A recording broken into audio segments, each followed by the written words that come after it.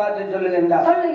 ஆண்டவரே பகவானே, நான் இந்த முத்தார கைலாசம் அழைத்து வந்த காரணம் என்ன தெரியுமா?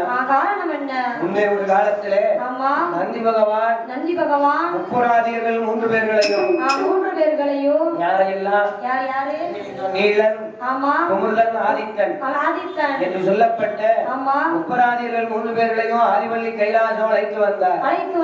ஆதரிக்க யாரும் இல்லை என்று அழைத்து வந்த நேரத்திலே தேவர்கள் அனைவர்களும் சேர்ந்து